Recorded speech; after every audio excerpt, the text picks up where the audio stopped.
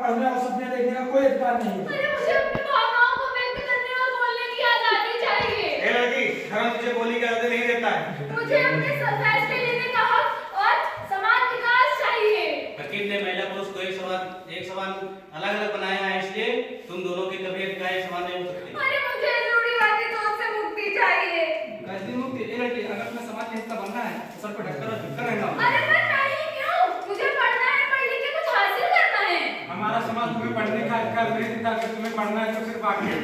अगर तुम्हें काम करना है तो सिर्फ और सिर्फ रसोई घर में काम करना है, वरना नहीं करना है।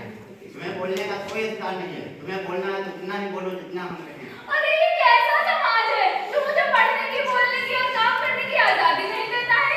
कैसे किसके? क्योंकि मैं एक लड़की हूँ, मैं भी तो एक इंसान हूँ। मुझे भी समान विकास चाहिए, मुझे न्याय चाहिए, मुझे न्याय चाहिए।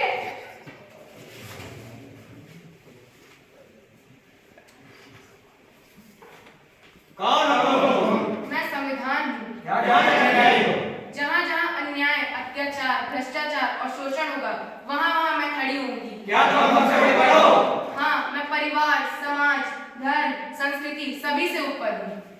उठ जाओ। कौन हो तुम? मैं संविधान हूँ। मैं तुम्हें समाज की बेटियों से मुक्त कराने आई हूँ। पर कैसे? इस किताब के जरिए। ये कैसी किताब है? ये हमारा संविधान है। ये एक ऐसी किताब है जो तुम्हें वो हर एक अधिकार देगा जिससे इस समाज ने तुम्हें वंचित कर रखा है। भारत के नागरिक होने के रूप में तुम्हारे पास और आप सभी के पास 6 मौलिक अधिकार हैं। समानता का अधिकार, स्वतंत्रता का अधिकार, धर्म की स्वतंत्रता का अधिकार, शोषण के खिलाफ अधिकार, शैक्षिक एवं सांस्कृतिक अधिकार, संवैधानिक उपचार।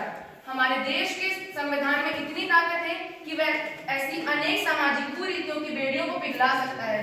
बस जरूरत है तो अपने कर्तव्यों और अधिकारों के प्रति सजग होने की। भारत हमारी माता है। भारत को हम एक नारी के रूप में पूजते हैं और इसी नारी की गोद में महिलाओं के प्रति ऐसे अत्याचार और शोषण जैसे दुष्कर्म हो रहे हैं। ये कैसा समाज है? हम कौन होते हैं एक महिला से उसके अधिकारों को छीनने वाले, जबकि हमारे सर्वोच्च संविधान ने उसे समान अधिकार दिए हैं।